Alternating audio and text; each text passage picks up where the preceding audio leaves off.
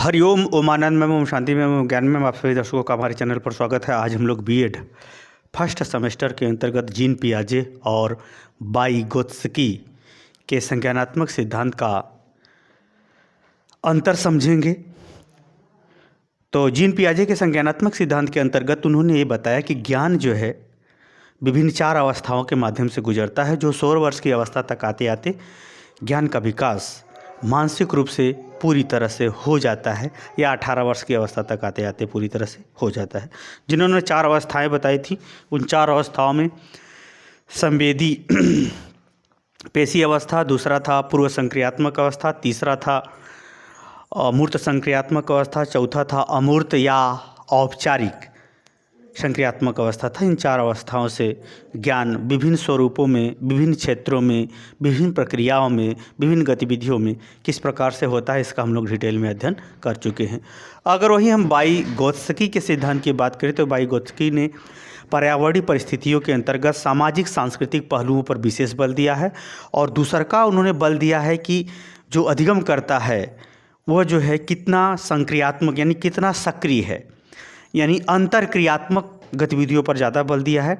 जिसमें उन्होंने ये बताया कि अधिगमकर्ता जितना ही वह अंतरक्रिया गुरु के माध्यम से, माता पिता के माध्यम से, या समाज में अन्य लोगों के माध्यम से किसी विषय वस्तु, किसी व्यवहार, किसी उद्देश्य, किसी क्रियाकलाप के प्रति जितना ही करता है पर सामाजिक परिवेश के अंतर्गत, उतना ही उसका संज्ञानात्मक विकास होता है। वाइगोत्स्की का सिद्धांत इस पर ज़्यादा बल देता है, जिसमें अंतरक्रिया पर वह बल देते हुए अंतरक्रिया की 4 अवस्थाओं पर उन्होंने विशेष रूप से बल दिया है।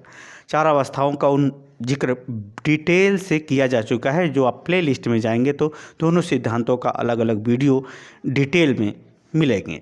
तो आइए इस सिद्धांत के अंतर्गत हम दोनों में अंतर समझने का प्रयास करते हैं, या जीन पियाजे और वाइगोत्स्की ने अपने सिद्धांतों के अंतर्गत, संज्ञानात्मक विकास के सिद्धांत के अंतर्गत किन किन पहलुओं पर विशेष बल दिया है, उसी को हम लोग समझेंगे।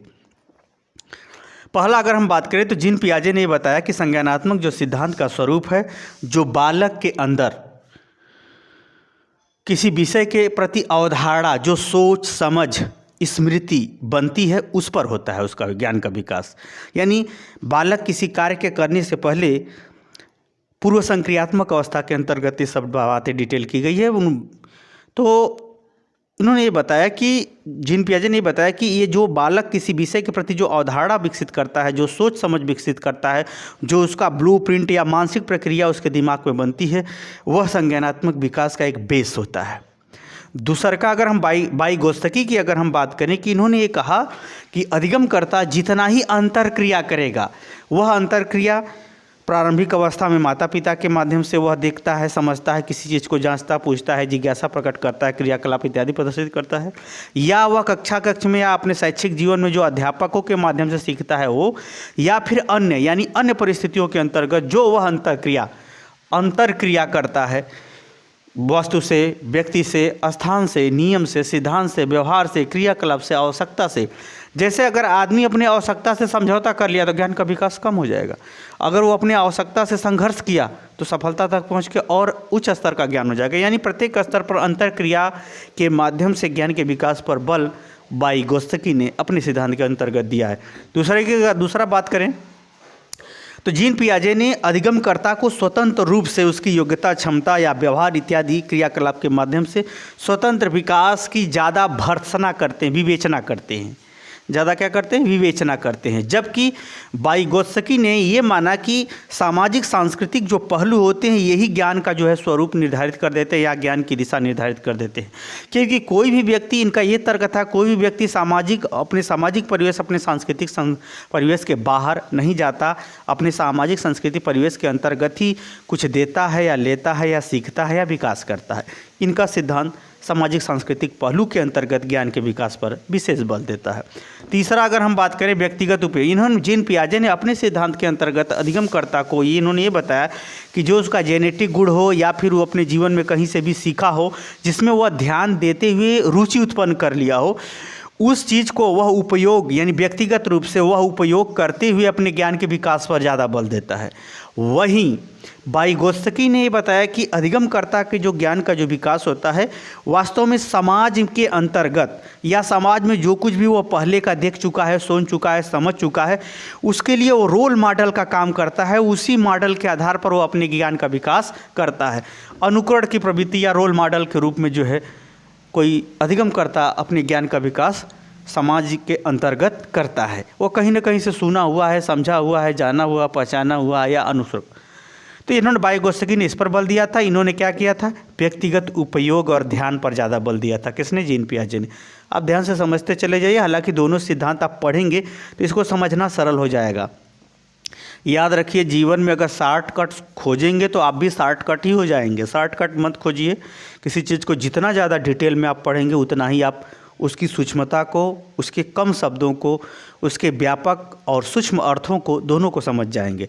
इसलिए शॉर्टकट मत खोजिए, शॉर्टकट के चक्कर में मत रहिए, नहीं तो शॉर्टकट होने पड़ेगा। अगला है, जीन पियाजे ने अपने सिद्धांत के अंतर्गत अहम केंद्रिता यानी अधिगमकर्ता जो कुछ भी सीख लेता है उस पर आत्मनिर्भरता या कॉन्फिडेंस के साथ अभिव्यक्त करना या बोलना या व्यवहार करना या चैलेंज देना, ये सब गतिविधियां अधिगमकर्ता क्या करता है? प्रदर्शित करता है। या वो उसके ज्ञान के विकास के फलस्वरूप वह अधिगमकर्ता ऐसी परिस्थितियों से भी गुजरता है जहाँ पर वह दावा करता है कि नहीं, ये ऐसा होता है, ऐसा ही होगा, हम यही मानते हैं, हम यही मानेंगे।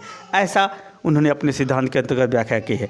जबकि वाइगोत्स्की ने ये बताया कि अधिगमकर्ता अपनी संज्ञानात्मक विकास के फलस्वरूप वह परिस्थितियों में, सामाजिक सांस्कृतिक परिस्थितियों में या अंतः क्रियात्मक गतिविधियों के अंतर्गत वह समायोजन होने पर ज़्यादा बल देता है। यानी देश काल वातावरण के अनुसार उचित व्यवहार, आत्म सुरक्षा संबंधी गतिविधियाँ, सोच समझ क्रियाकलाप, ज्ञान संबंधी प्रक्रिया पर ज़्यादा बल देता है। अगला देखें, हम बात करें तो जीन पियाजे ने अपने सिद्धांत के अंतर्गत मूर्त और अमूर्त दोनों पहलुओं पर विशेष बल दिया है। अमूर्त की प्रक्रिया में उन्होंने बताया कि सभी लोग इस अवस्था में नहीं आते, फिर भी जो लोग इस अवस्था में आते हैं यानी जो चीज़ें होती हैं परंतु दिखाई नहीं देती, जैसे आत्मा, वायु, इसके महत्व को, इसकी व्यापकता को, इसकी सूक्ष्मता को सब लोग नहीं समझते, लेकिन अधिगमकर्ता जब इस सीमा में प्रवेश करता है तो सृजनशीलता या रचनात्मक गतिविधियों का व्यापक स्वरूप या विशेष व्यवहार देखने को मिलता है। यानी ज्ञान के अमूर्त गतिविधियों पर भी इन्होंने विशेष अपने सिद्धांतों के अंतर्गत चौथी अवस्था के अंतर्गत विशेष ज्ञान के विकास के स्वरूप को प्रदर्शित किया है। हालांकि सब लोग वहाँ नहीं पहुँच पाते, लेकिन जो कुछ भी लोग वहाँ तक जा समझता है ज्ञान, उनका ज्ञान उस स्वरूप में जाता है। उसी के अंतर्गत वो कवि होते हैं, वैज्ञानिक होते हैं, नए नए आविष्कार होते हैं। तो इन्होंने इस पर जो है अमूर्तता यानी बुद्धि के अमूर्तता यानी ज्ञान के अमूर्तता के अंतर्गत वास्तविकता एवं व्यवहारिक गतिविधियों के निर्माण व्यवहार संबंधी बातों पर बल जीन पियाजे ने दिया है। अगर हम बात करें वाइगोत्स्की की, तो वाइगोत्स्की ने अपने सिद्धांत के अंतर्गत जो कुछ भी रोल मॉडल समाज को ही माना है, सामाजिक सांस्कृतिक परिवेश को ही माना है। सामाजिक सांस्कृतिक परिवेश के अंतर्गत ऐतिहासिक गतिविधियों और जेनेटिक गुणों और उसके जो है सूक्ष्म गुणों इत्यादि पर भी बल दिया है। खास तौर से अगर वाइगोत्स्की के सिद्धांत के अंतर्गत देखा जाए तो जितनी भी व्याख्या है वे मूर्तता पर ज़्यादा आधारित है। ऐसा नहीं कि इन्होंने अमूर्तता को नहीं कहा है, लेकिन बहुत कम में कहा है। इन्होंने मूर्त अमूर्त दोनों पहलुओं पर व्यापक प्रभाव, ज्ञान का स्वरूप, ज्ञान का विकास, उसका प्रभाव इत्यादि सभी वर्णन किया है। लेकिन वाइगोत्स्की ने मूर्त वाले पहलू को ज़्यादा हाईलाइटेड किया, ज़्यादा प्रकाशित किया, ज़्यादा प्रभावशाली बताया, ज़्यादा उपयोगी बताया है। अमूर्त वाले पहलू के अंतर्गत इन्होंने व्यक्तिगत रूप से उसे छोड़ दिया है।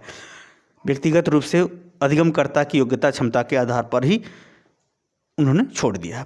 आगे अगर हम बात करें तो इन्होंने एक बात कहा कि इन्होंने जीन पियाजे ने कि अधिगमकर्ता के अंतर्गत अधिगमकर्ता अपने मानसिक विकास के स्वरूप में एक ऐसी भी अवस्था आती है जहाँ पर वह स्वयं से ही बहुत सारी चीज़ें सीख जाता है। जैसे लोहे की छड़ी बड़ी है, अगर उसको गोल कर दिया जाएगा तो कहेगा कि इसके भार में कोई परिवर्तन नहीं हुआ है। कोई लोहा गोला है, उसे लंबा कर दो, आयताकार कर दो, तब भी पूछोगे कि उसका भार घटा या बढ़ा तो कह देगा कि नहीं। यानी संरक्षण यानी किसी चीज़ की अविनाशिता यानी रूप बदलने पर भी वो अपनी अवस्था या अपनी मेन गुण, मेन व्यवहार नहीं छोड़ता। ऐसी गतिविधियों से भी ज्ञान के विकास का स्वरूप या ज्ञान का विकास स्वतः अधिगमकर्ता में या उसके विभिन्न अनुभव, प्रक्रियाओं इत्यादि के माध्यम से होता रहता है। ऐसा जीन पियाजे ने कहा। जबकि वाइगोत्स्की ने इसके संदर्भ में अपने सिद्धांत के अंतर्गत इस बात पर बल दिया कि अधिगमकर्ता जितना ही अनुकरण करेगा, अनुकरण के माध्यम से अंतःक्रिया करेगा, यानी किसी चीज़ के व्यवहार को अपना करके सीखना, उसका नकल करना, वैसा प्रयोग करना, वैसा होना इत्यादि संबंधी गतिविधियों के माध्यम से ही सीखता है। हालांकि इन्होंने अविनाशिता की बात नहीं की है, जो कि यह अविनाशिता स्वतः या अन्य गतिविधियों के माध्यम से अधिगमकर्ता अपने जीवन में विकास करता है, इस बात का जिक्र इन्होंने नहीं किया है। माता अनुकरण से ही अधिगम की परिपुष्टता अपने सिद्धांत के अंतर्गत वाइगोत्स्की ने किया है। अगला अगर देखें तो इन्होंने 4 अवस्था में ज्ञान की पूर्णता को बताया है, जो लगभग 18 वर्ष की तक आई तक या कहीं कहीं 16 वर्ष भी मिलता है। आते आते ज्ञान अपने पूर्ण मानसिक स्वरूप के अंतर्गत प्रदर्शित होने लगता है। जबकि इन्होंने क्या बताया है, इन्होंने 2 परिस्थितियों के अंतर्गत ज्ञान के विकास की पूर्ण अवस्थिति बताया है। पहला है सामाजिक सांस्कृतिक परिवेश, दूसरा उन्होंने बताया है संज्ञानात्मक अंतरक्रिया, जो शिक्षक और विद्यार्थी माता पिता, उसके विद्यार्थी, अन्य समाज इत्यादि के माध्यम से होती 2 परिस्थितियों पर इन्होंने बल दिया है। अगला है आनुवांशिक अवधारणा एवं स्मृति। इन्होंने जीन पियाजे ने अपने सिद्धांत के अंतर्गत ज्ञानात्मक विकास यानी संज्ञानात्मक विकास के अंतर्गत आनुवांशिकता यानी संवेदी पेशी अवस्था के अंतर्गत जो वह जेनेटिक यानी प्रकृति से जो गुणों लेकर के आया है या अपने माता पिता से जो गुण प्राप्त किया है उसके माध्यम से, और जो उसकी सोच समाज में आने के बाद बनती है, उनके आधार पर जो उसके अंदर स्मृतियाँ बनती है वह उसके संज्ञानात्मक विकास का प्रमुख आधार होता है। किसने कहा? जीन पियाजे ने कहा। यानी इस पर जो है ज़्यादा ज्ञान का विकास निर्भर करता है। परंतु अगर वाइगोत्स्की के सिद्धांत की अगर हम बात करें तो उन्होंने नस्ली यानी जाति का मतलब यहाँ है उसकी शारीरिक संरचना का नस्ल कैसा, नस्ली और उस समाज का ऐतिहासिक परिप्रेक्ष्य के आधार पर जो उसका स्तर बनता है समाज में, उस स्तर के हिसाब से उसका ज्ञानात्मक विकास होता है। अब एक और अंतर आ गया हमारे दिमाग में, उसको मैं बता दे रहा हूँ। इन्होंने जो है व्यक्तिगत विशिष्टता को ध्यान में रखते हुए, किसने? जीन पियाजे ने। व्यक्तिगत विशिष्टता, चाहे वह सामान्य हो, मूर्ख हो, विशेष हो, प्रतिभाशाली हो, यानी व्यक्तिगत विशिष्टता के आधार को ध्यान में रखते हुए जीन पियाजे ने अपने सिद्धांत की पूरी व्याख्या हर दृष्टिकोण से की है। जबकि अगर हम वाइगोत्स्की की अगर सिद्धांत की बात करें तो इन्होंने एक एवरेज यानी औसत ज्ञान के विकास के स्वरूप को ध्यान में रखते हुए अपने सिद्धांत की व्याख्या की।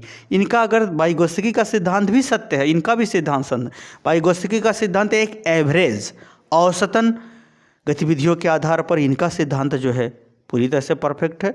इन जीन पियाजे का सिद्धांत व्यक्तिगत के संग संग व्यक्तिगत विशेषता के आधार पर सर्वांगीण रूप से सबके विकास के स्वरूप का ज्ञानात्मक स्वरूप की व्याख्या जीन पियाजे ने किया है। अर्थात दोनों सिद्धांत अपने अपने जगह सही हैं, वास्तविक हैं, आवश्यक हैं, उपयोगी हैं।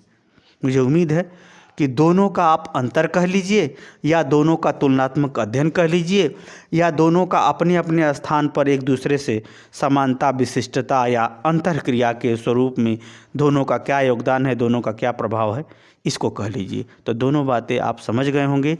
जो पढ़ेगा वही बढ़ेगा, जो लिखेगा आराम से याद करेगा। इस सब बातों को ध्यान में रखते हुए आप मेहनत कीजिए, सफल होइए, ज़्यादा से ज़्यादा शेयर कीजिए और बताइए कि आपको समझ में आया कि नहीं। लाइक शेयर सब्सक्राइब कीजिए। हरिओम।